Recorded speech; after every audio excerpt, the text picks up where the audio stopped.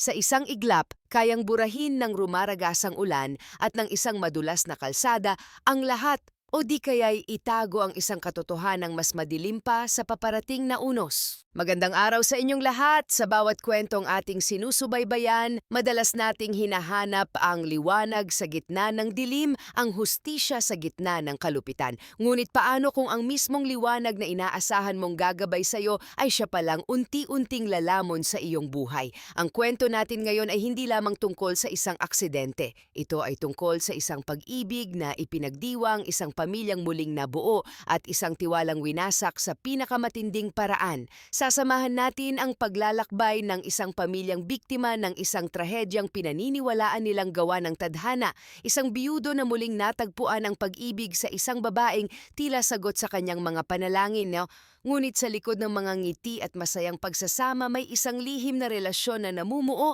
isang planong isinasagawa sa bawat sulok ng kanilang tahanan. Paano nga ba ang isang aksidente sa sasakyan na sa unay malinaw pa sa sikat ng araw ay magiging isang masalimuot na kaso ng pagtataksil at pagpaslang? At paano naging susi ang isang nakatagong dashcam at ang mga mensahe ng pagnanasa upang mabuksan ang pinto ng katotohanan?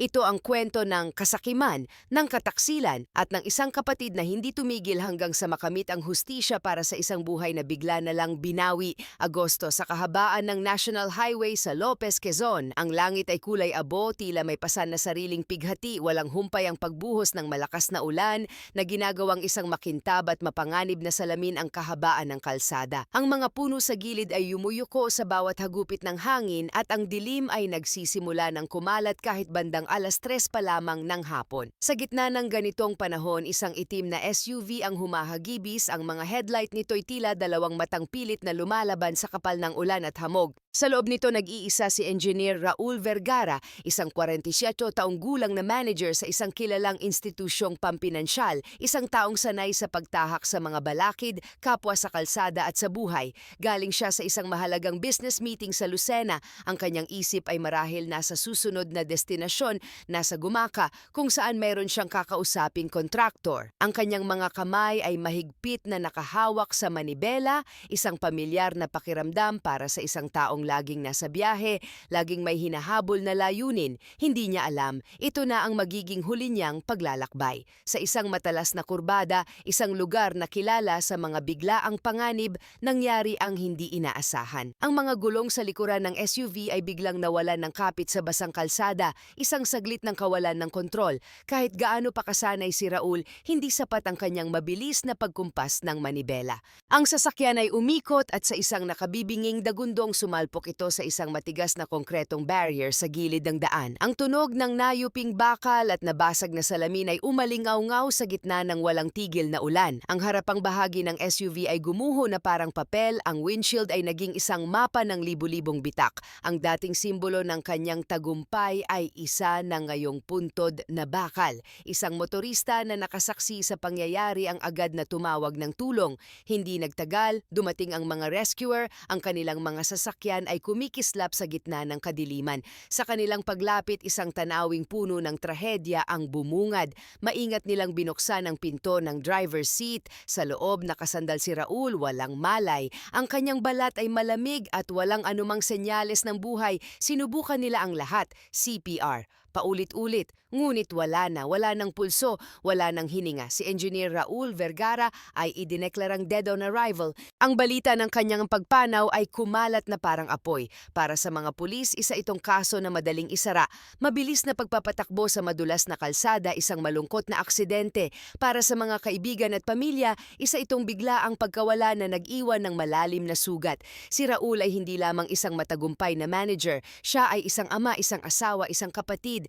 Ang buhay ni Raul Vergara ay isang kwento ng muling pagbangon. Noong taong 2000, pinakasalan niya ang kanyang unang pag-ibig, si Maribel Santiago na kanyang kaklase sa kolehiyo.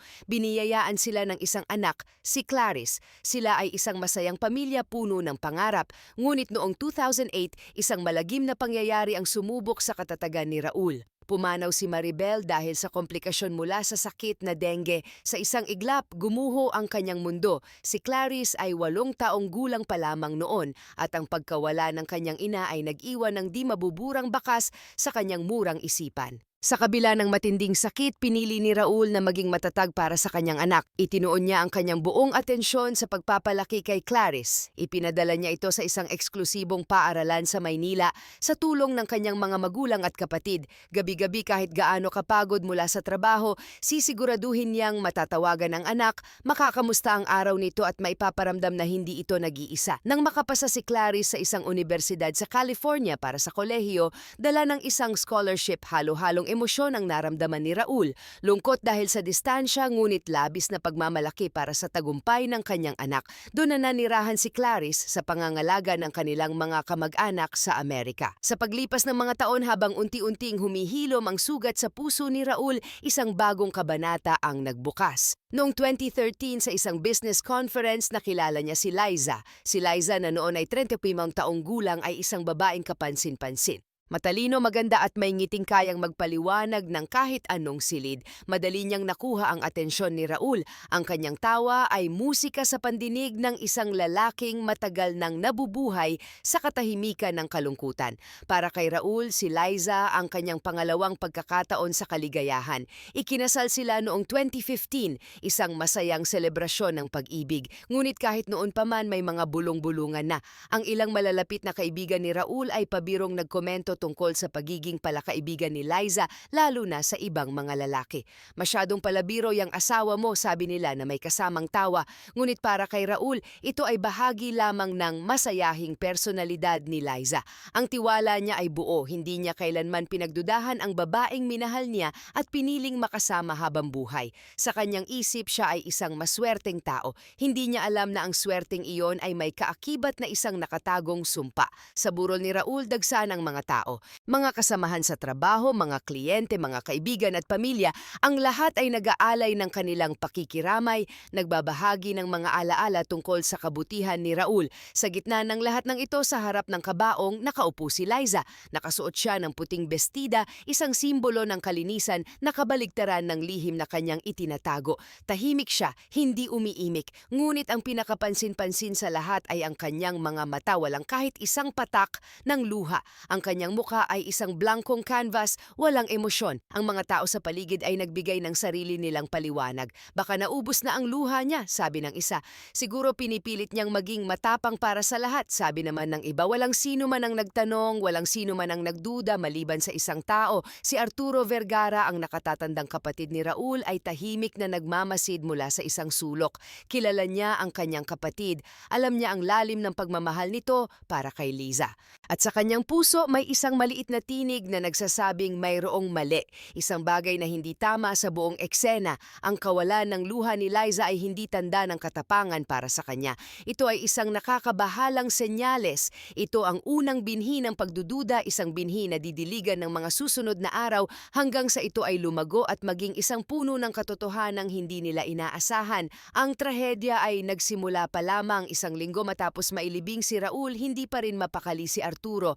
Ang imahe ng kanyang hipag na walang emosyon sa burol ay patuloy na bumabagabag sa kanyang isipan. Ang sakit ng pagkawala ng kanyang kapatid ay napapalitan ng isang kakaibang kutob, isang pakiramdam na hindi niya maipaliwanag, ngunit hindi niya rin maaaring balewalain. Ang opisyal na ulat ng pulisya ay malinaw, aksidente, ngunit para kay Arturo, ang salitang iyon ay tila hindi sapat, kulang at napakadaling sagot sa isang komplikadong tanong. Ang agam-agam na yon ay nagkaroon ng bigat at direksyon ng isang gabi, tumunog ang kanyang telepono. Sa kabilang linya ay isang hindi pamilyar na boses. Nagpakilala ito bilang isa sa mga rescuer na rumesponde noong gabing nasawi si Raul. Ang lalaki na may karanasan din bilang mekaniko ay nag-aalangang magsalita noong una, ngunit tila hindi na rin siya pinatatahimik ng kanyang konsensya. Sir Arturo, simula ng lalaki, may napansin lang po ako noong tinatanggal namin ang kapatid ninyo mula sa sasakyan. Hindi ko po sana papansinin pero kakaiba po talaga. Anong ibig mong sabihin, tanong ni Arturo habang biglang tumibok ng malakas ang kanyang puso. Yung brake hose po, sir, tila sinadyang luwagan at may bakas po ng langis sa paligid ng brake system na hindi pangkaraniwan. Sa itsura po, posibleng unti-unting nawalan ng preno ang sasakyan habang tumatakbo. Hindi biglaan pero sapat para mawalan ng kontrol sa isang kurbada, lalo na't malakas ang ulan. Ang mga salitang yon ay tumusok sa isipan ni Arturo na parang mga bubog. Ang kanyang kapatid ay isang napakaingat na driver. Hindi ito nagpapabaya sa maintenance ng kanyang mga sasakyan. Ang ideya na nagkaroon ng mechanical failure ay posible. Ngunit ang ideya na ito ay sinadya ay isang bagay na nakapangingilabot. Dahil sa tawag na iyon, nagsimulang kumilos si Arturo. Ang una niyang ginawa ay hanapin ang dashcam ng SUV. Umaasa siyang mayroon itong maibibigay na kasagutan, ngunit lalo lamang lumalim ang kanyang hinala nang matuklasan niyang wala kahit anong kopya ng footage mula sa mga araw bago ang aksidente. Maging ang mismong biyahe ni Raul sa araw na iyon ay walang record, tila may isang taong sinadyang burahin ang lahat ng ebidensya. Sino ang may access dito? Sino ang may motibong magtago ng katotohanan? Nagsimula siyang magtanong-tanong sa mga taong malapit sa kanyang kapatid, partikular sa mga empleyado sa bahay. Dito niya narinig ang mga kwentong matagal nang pinag-uusapan sa mga sulok. Ang family driver na si Benji, 32 taong gulang, ay tila higit pa sa isang empleyado para kay Liza. Madalas daw silang makitang nag-uusap ng palihim, nagtatawanan sa mga oras na wala si Raul. Ang kanilang pagiging malapit ay hindi na pangkaraniwan para sa isang amo at isang driver. Ang mga piraso ng palaisipan ay nagsisimula ng mabuo at ang larawang lumalabas ay isang bagay na madilim at puno ng pagtataksil. Ang hinala ay hindi pa sapat para mag-akusa, ngunit sapat na ito para mag-udyok kay Arturo na gawin ang isang bagay na hindi niya akalaing gagawin niya. Lumapit siya sa National Bureau of Investigation, NBI. Sa opisina ng NBI, nanginginig ang mga kamay ni Arturo habang inilalatag niya ang kanyang mga hinala. Ang kanyang boses ay puno ng pighati ngunit may determinasyon. Ipinakiusap niya na muling suriin ang SUV ng kanyang kapatid at kung posible subukang i-recover ang mga nawawalang file mula sa dashcam. Ang mga investigador na sanay na sa mga kwentong tila galing sa pelikula ay nakinig ng mabuti. Nakita nila ang sinseridad sa mga mata ni Arturo. Pumayag silang buksan muli ang kaso. Habang naghihintay ng resulta, ang bawat araw para kay Arturo ay isang pagsubok. Sa sala ng bahay ng kanyang kapatid, tinitingnan niya ang mga lumang litrato, isang larawan ni Raul at Maribel noong sila'y mga bata pa at puno ng pag-asa.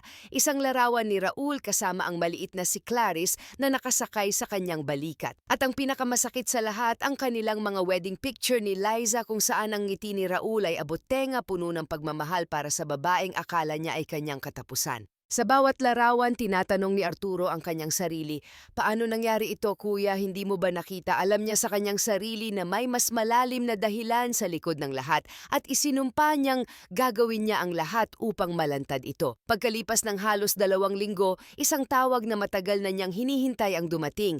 Pinapapunta siya ng NBI sa kanilang opisina sa Maynila. Sa isang maliit at malamig na silid sa harap ng isang computer monitor, ipinakita ng cyber forensics team ang kanilang natuklasan. Nagtagumpay silang i-recover ang ilang mga file mula sa nasirang memory card ng dashcam. Ang isa sa mga video ay nagpatigil sa paghinga ni Arturo.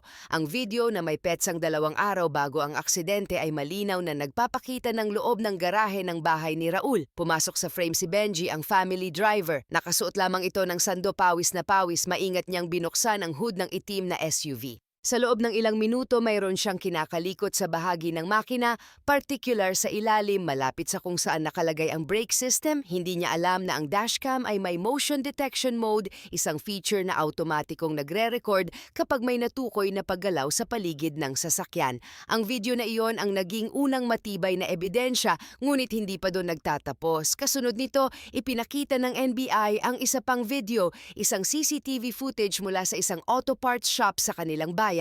Malinaw na nakuhanan si Benji na bumibili ng brake fluid at isang bihirang klase ng fitting, isang pyesa na ginagamit lamang sa ilang partikular na modelo ng sasakyan, kabilang na ang SUV ni Raul.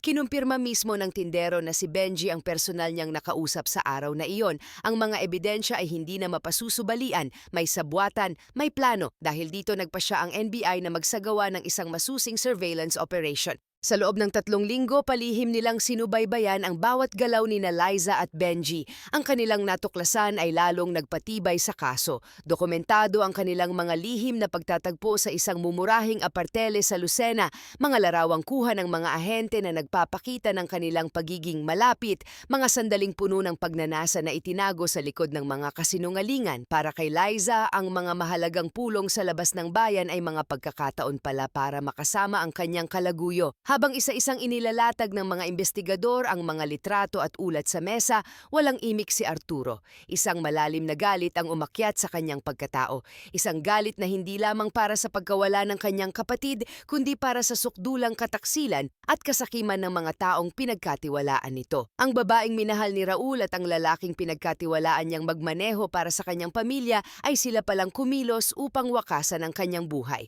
Tahimik ngunit matalim ang kanyang tingin. Alam niyang papalapit na ang araw ng paniningil. Nobyembre 28, ang hangin ay nagsisimula ng lumamig, ngunit ang tensyon sa loob ng NBI headquarters ay nag-aapoy. Ang lahat ng ebidensya ay nasa mesa na. Ang bawat piraso ay nagdudugtong sa isa pa, bumubuo ng isang malinaw na larawan ng isang krimen na maingat na binalak at isinagawa. Ang oras ng paghihintay ay tapos na, oras na para sa operasyon. Sa madaling araw, dalawang team ng NBI ang sabay na umalis, bawat isa ay may kanya-kanyang target. Ang unang team ay patungo sa Lucena, sa bahay ng mga magulang ni Liza kung saan siya pansamantalang nanunuluyan.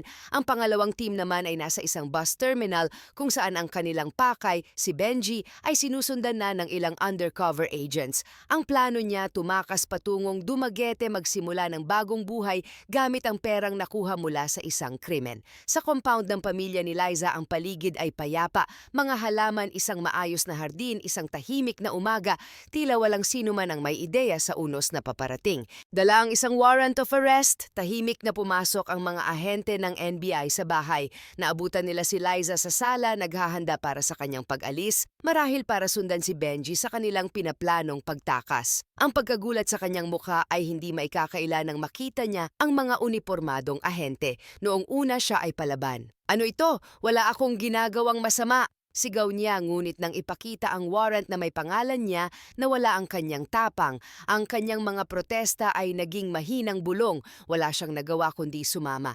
Samantala sa bus terminal, ang eksena ay mas tahimik ngunit parehong naprajeni. Si Benji ay nakaupo sa isang bench, abala sa kanyang cellphone, marahil ay ka-text si Liza. Walang kamalay-malay na ang mga taong nakaupo sa paligid niya ay hindi mga ordinaryong pasahero. Isang undercover agent ang umupo sa kanyang tabi, nagpapanggap na naghihintay din ng biyahe. Nang matanggap ang hudyat mula sa team leader, ang mga ahente ay sabay-sabay na kumilos. Mabilis at episyente, bago pa man makapag-react si Benji na palibutan na siya, ang kanyang mga braso ay pinilipit sa kanyang likuran at ang malamig na bakal ng posas ay kumalat sa kanyang pulso. Hawak pa niya ang kanyang bus ticket at isang pekeng ID, mga gamit na sana niya para sa isang bagong buhay na hindi na kailanman darating. Ang paglilitis ay nagsimula. Ang courtroom ay naging isang teatro ng katotohanan. Masinsinang inilatag ng prosekusyon ang kanilang mga ebidensya, ang bawat isa ay tila isang malakas na suntok sa depensa. Una, ang dashcam footage, ang gumagalaw na larawan ni Benji na kinakalikot ang preno ng sasakyan ni Raul. Sumunod ang CCTV mula sa auto parts shop, ang resibo at ang testimonya ng tindero. Ang testimonya ng rescuer at ng mga mekaniko na sumuri sa SUV ay lalong nagdiin sa teorya ng sinadyang pagkasira. Upang personal na masaksihan ang paglilitis, umuwi si Clarice mula sa California. Ang dalagang dating puno ng pangarap ay ngayon may pasan na bigat sa kanyang mga mata. Sa bawat pagdinig, tahimik siyang nakaupo sa likod, hawak ang isang maliit na itim na clutch bag. Sa loob nito, isang lumang litrato ng kanyang pamilya, siya ang kanyang amang si Raul at ang kanyang yumaong ina na si Maribel, isang paalala ng isang masayang nakaraan na winasak ng kasakiman. Sa tuwing babanggitin ng piskal ang pangalan ng kanyang ama, hindi niya mapigilan ang pamumula ng kanyang mga mata at ang tahimik na pagpatak ng mga luha. Ang pinakamatinding ebidensya ay nagmula sa teknolohiya, mula sa mga nakumpiskang cellphone ni Liza at Benji na recover ng mga eksperto ang kanilang mga text messages at messenger chats. Dito ang buong katotohanan ay lumabas sa paraang walang sino man ang makakatanggi. Ang mga mensahe ay hindi lamang naglalaman ng mga salita ng pagnanasa at pangako ng isang kinabukasan na magkasama. Naglalaman ito ng isang malinaw at detalyadong plano, mga usapan tungkol sa schedule ni Raul kung kailan siya aalis para sa kanyang mga business trips, mga plano ni Liza na mag-out of town para bigyan ng pagkakataon si Benji na gawin ang kanyang maruming trabaho. "Siguraduhin mong malinis ang gawa," sabi sa isang mensahe ni Liza. "Para sa ating kinabukasan ito," sagot ni Benji. Sa gallery ng telepono ni Liza natagpuan ang kanilang mga litrato na magkasama sa iba't ibang resort sa Batangas at Bicol, mga larawang kuha habang si Raul ay nasa probinsya, nagtatrabaho para sa pamilyang akala niya ay nagmamahal sa kanya. Ang mga larawang ito na ipinakita sa korte ay mga patunay ng isang matagal at walang pakundangang relasyon at ang huling piraso, ang pera. Natuklasan sa mga bank records na ilang araw bago ang aksidente o isang malaking halaga ng pera ang inilipat mula sa joint account ni na Raul at Liza patungo sa isang bagong account na si Liza lamang ang may kontrol. Ang transaksyon ay pinirmahan mismo ni Liza. Ang motibo ay naging malinaw na parang kristal. Hindi lamang ito krimen ng pagnanasa kundi krimen ng kasakiman. Sa huli, sinubukan ni Liza na iligtas ang kanyang sarili. Itinanggi niya ang lahat at isinisi ang buong plano kay Benji. Ngunit ang bigat ng mga ebidensya ay hindi na kayang buhati ng kanyang mga kasinungalingan. Ang korte ay nagpasya, kasong parricide laban kay Liza, isang kaso na para sa pagpatay sa sariling asawa at murder laban kay Benji. Parehong may bigat ng premeditation at conspiracy, halos isang taon ang itinagal ng paglilitis at noong Oktubre 2019 dumating ang araw ng paghatol. Mainit ang hapon ngunit ang hangin sa loob ng korte ay malamig. Ang lahat ay tahimik habang binabasa ng hukom ang desisyon. Ang bawat salita ay tila isang martilyo na pumupukpok sa huling pako sa kabaong ng kanilang kalayaan. Sina Liza at Benji ay parehong napatunayang nagkasala at hinatulan ng reklusyon perpetua o habambuhay na pagkakakulong nang walang posibilidad ng parole. Para kay Clarice at Arturo, ang hatol ay nagdulot ng isang kakaibang pakiramdam, isang bigat ng ginhawa. Mabigat dahil sa sakit na hindi na kailanman mawawala, ang sakit ng pagkawala ni Raul.